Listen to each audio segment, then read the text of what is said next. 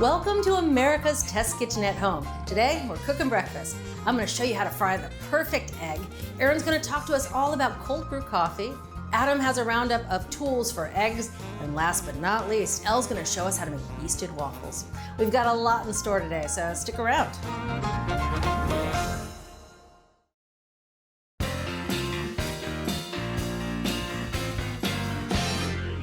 There are 3 recipes that I think every home cook should know how to make. First up, the perfect roast chicken. Second, a killer vinaigrette. You can put in anything from salad to grilled vegetables to meats.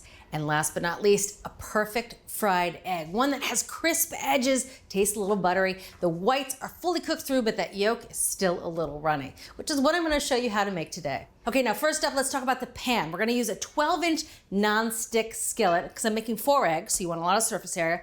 Nonstick for the obvious reason that you want the eggs to come out of the pan without breaking the yolk. Also, I have 2 teaspoons of veg oil. This pan is heating up over low heat, and you want to let it preheat for 5 minutes. That way, there's no hot spots in the pan, so the eggs will cook evenly.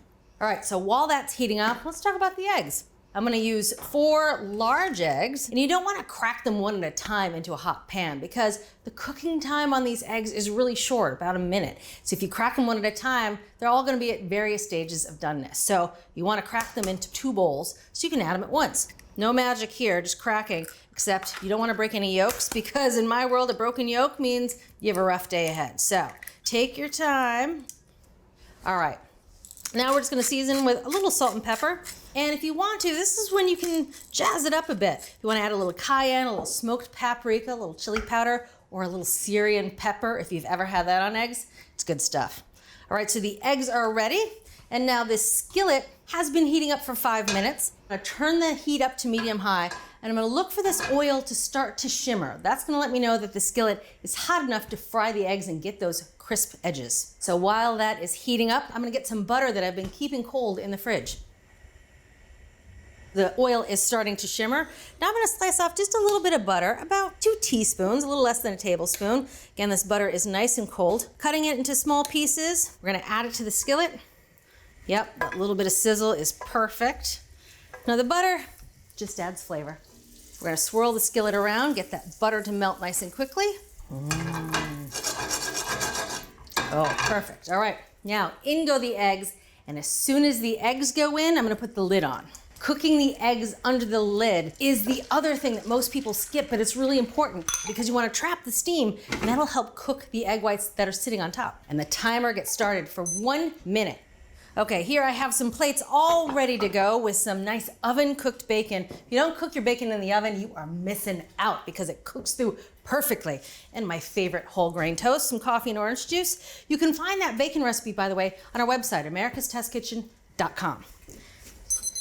All right, that's been a minute, and now, last but not least, the key to perfectly cooked eggs is to slide the skillet off the heat to let them finish cooking. That way you won't overcook the yolk. Now you're gonna let this sit off the heat anywhere from 15 seconds up to a minute or more, depending on how you like your yolks. Now I like my yolks on the runny side, so I'm usually around 15, 20 seconds.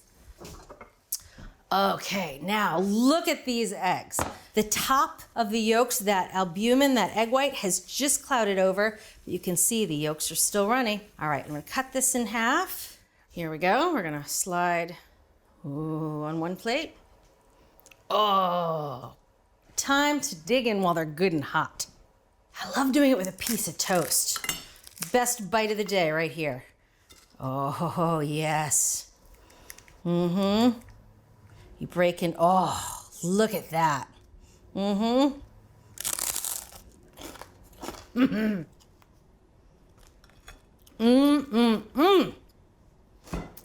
Good morning.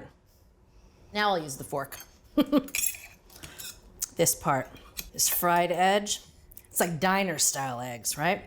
I dip it a little in the yolk. Oh yeah. Let the day begin. So if you wanna make perfect fried eggs, remember to heat that skillet up first for 5 minutes. Next, you wanna make sure you cover that skillet while you're cooking the eggs, and last but not least, slide that skillet off the heat to finish cooking the eggs. From America's Test Kitchen at Home, perfect fried eggs.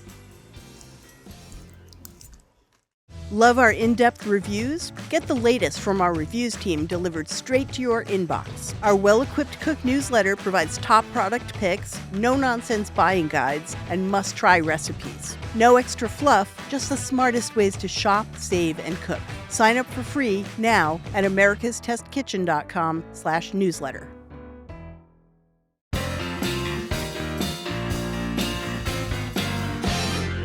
I started drinking iced cold brew coffee about 10 years ago.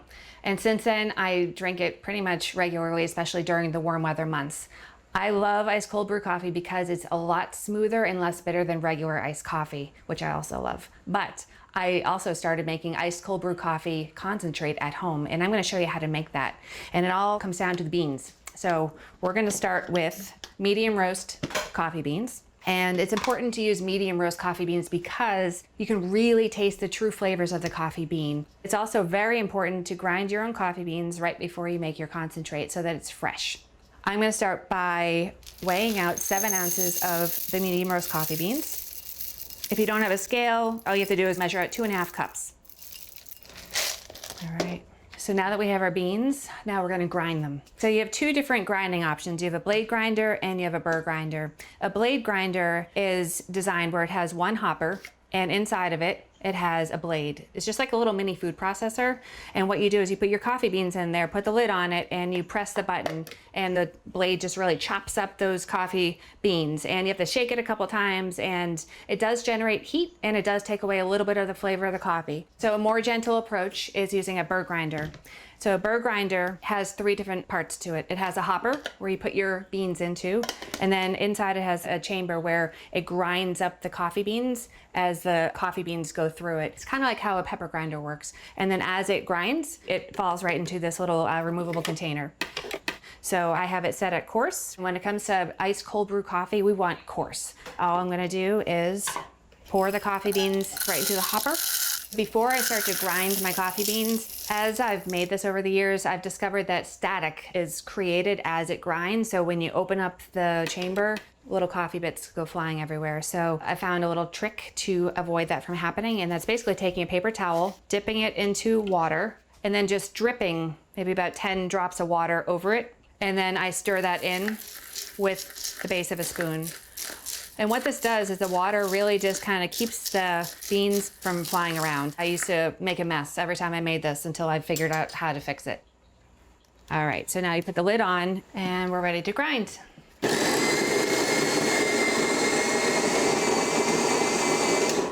Okay, if there's static, we're gonna find out.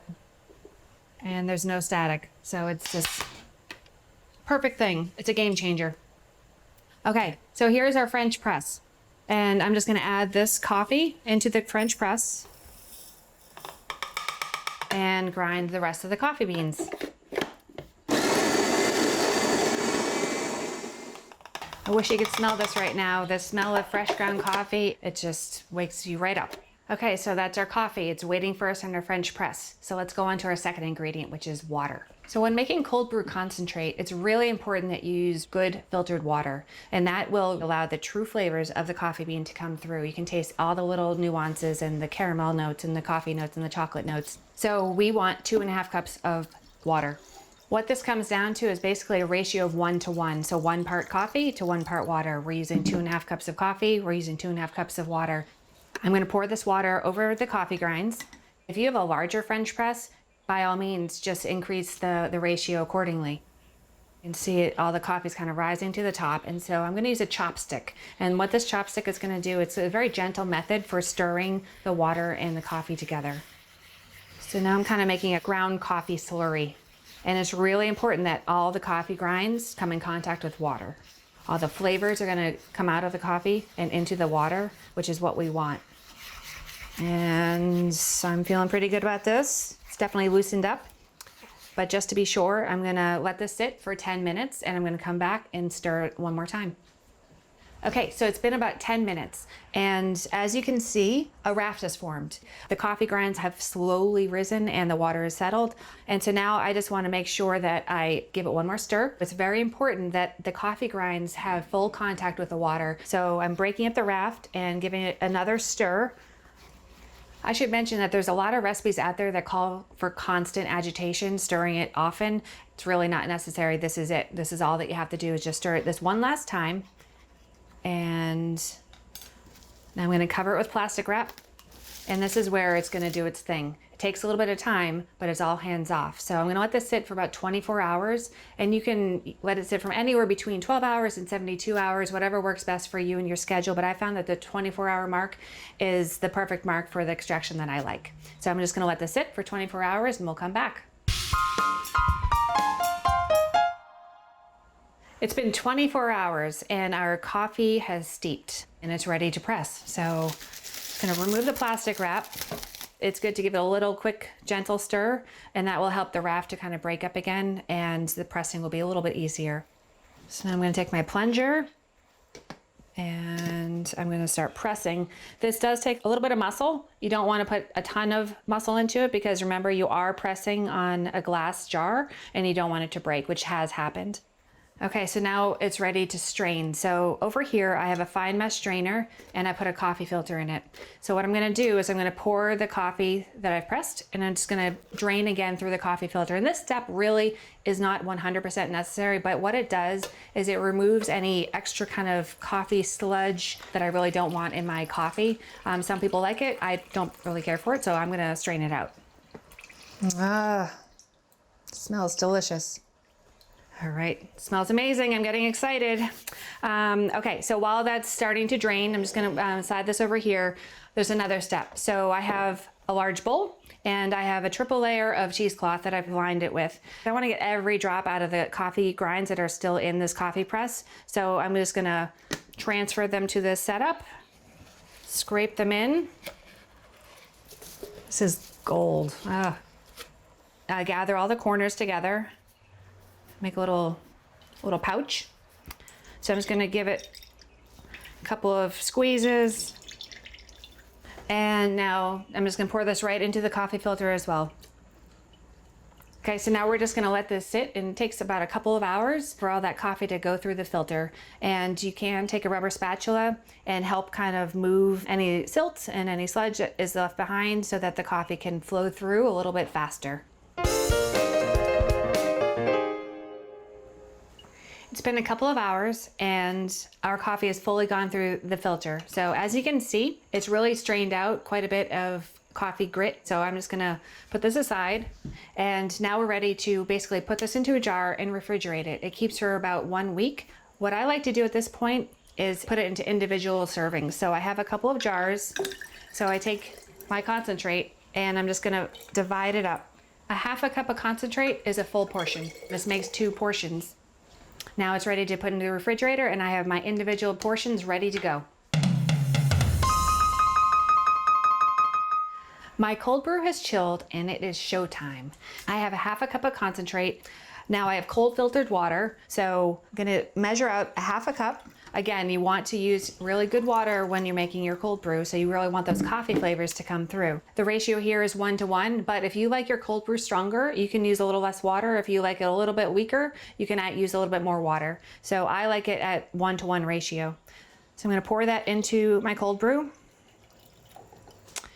And this is kosher salt. I'm gonna add just a little pinch, and what this does is the salt really kind of rounds out the flavors of the coffee, and it also tames down any remaining bitterness that might be left over. So I'm just gonna swish that around to let that salt dissolve a little bit. Okay, so now it's ready to pour over my ice, but I wanna point out that I actually made my own ice cubes from filtered water. You start with filtered water, you should really have clean ice cubes as well. So all you do is just pour this right over those ice cubes. And when I drink cold brew, I like to add almond milk to it. So I'm gonna foam some. I don't do this all the time, but it really does make it a little extra special. The head of the foamer, you want to be at the bottom of the liquid. And then as it becomes greater in volume, you can slowly lift up the tip of the foamer, just so it's just under the surface of the foam. So this milk foamer is a really kind of fun gadget to have. I use it when making lattes or cappuccinos. You can foam milk or you can foam almond milk. All right, so now all you do is just hold a little foam back. I pour almond milk in. Look at that beautiful, beautiful, beautiful foam. All right, my ice cold brew is ready to drink. You can really taste the coffee. I'm getting like little chocolate bits and roasted coffee, but it's not too roasted, it's not too strong, it really doesn't dominate. And making the foam is really nice because you can actually taste the foam as it's sitting on top. You can also really enjoy it as it's mixed into the cold brew as well. But this is well worth every step that I've taken. The payoff is having a couple bottles in your fridge at all times so that you have this to pour and make yourself, and it's a nice treat. If you want to make the best iced cold brew concentrate, remember to use medium roast coffee that's coarsely ground, filtered water, and a 1-to-1 ratio of coffee to water. So from America's Test Kitchen at home, a spectacular recipe for cold brew coffee concentrate. It's such a treat.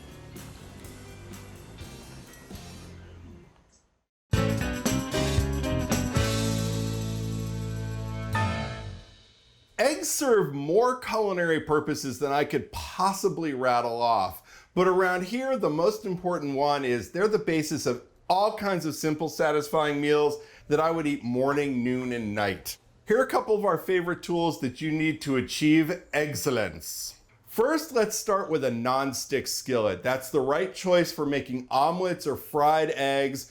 We've tested them all, and the one that we like the best is the OXO Good Grips Non-Stick Pro Open 12-inch fry pan. It's about $42. It's got a good slick cooking surface. It's broad also at 9 3/4 inches, and the pan is light and easy to maneuver. It also comes in a 10-inch size and an 8-inch size. Now, if you're gonna follow the ATK recipe for fried eggs, you'll need to cover the pan, and most of these nonstick skillets don't come with a cover. We've tested all of the universal covers out there, weren't really impressed with any of them except for one. It's not strictly speaking a universal cover, but this one is the $36 Lodge tempered glass 12-inch cover.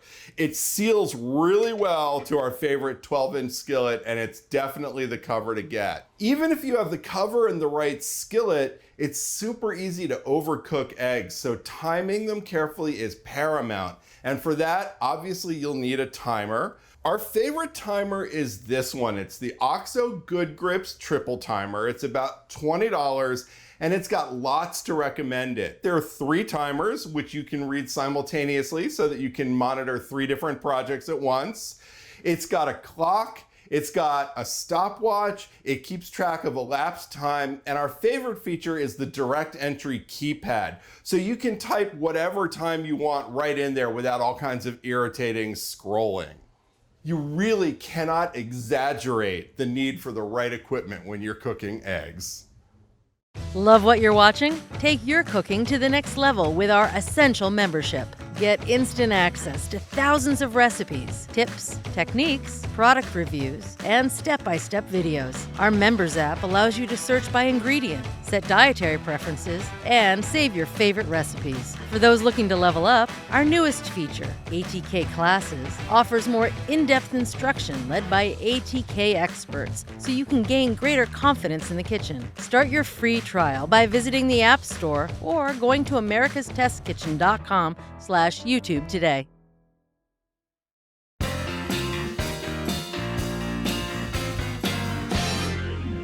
If y'all know anything about me, you know I love a make-ahead moment. So the idea of having a waffle recipe in the fridge waiting for me Saturday morning is kind of exciting. Let me show you how I do it. I start with 1 3/4 cup of low-fat milk. And to that, I'm gonna add 8 tablespoons of butter, a whole stick, so you know it's gonna be good. I'm gonna turn this on to a medium-low heat, about 3 to 5 minutes. All right, it's been about 5 minutes. The butter has melted. This is exactly what we were looking for. I'm gonna go over to the table and start mixing our dry ingredients while I let this buttermilk cool until it's warm to touch. In the meantime, I'm gonna start to make our dry mix. I'm gonna start with 10 ounces of flour. Perfect. To the flour, I'm gonna add a tablespoon of sugar. Also, 1.5 teaspoons of yeast. And finally, 1 teaspoon of salt. And I'm gonna whisk together these dry ingredients until they're well combined. So the yeast here plays 2 roles. It provides leavening and it adds great flavor. All right, I'm gonna set this mixture to the side. I'm also gonna test my milk to see if it's warm to touch.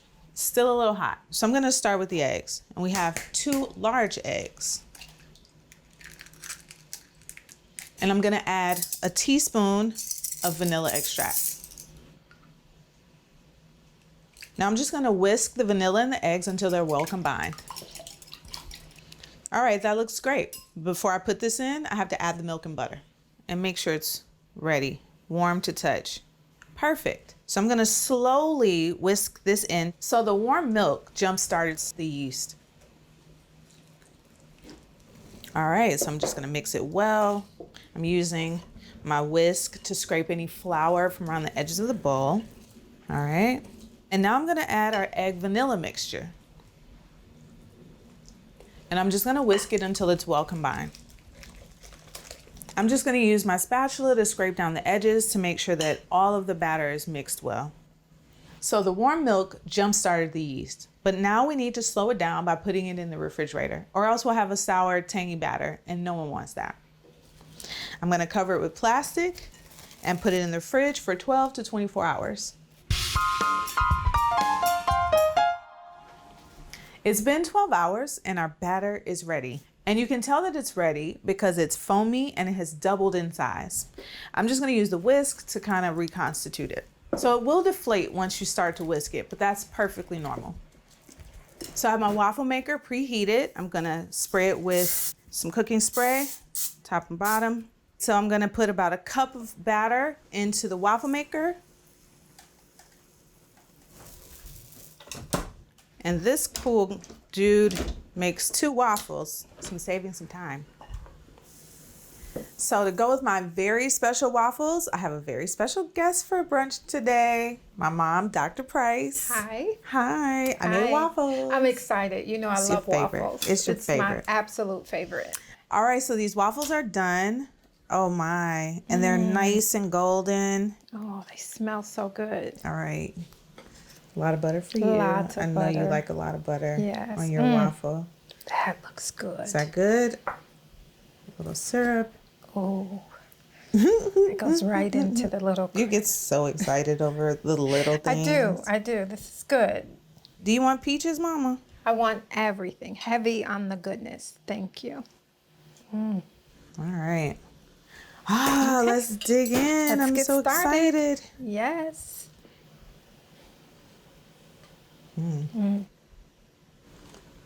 Oh, that's fantastic.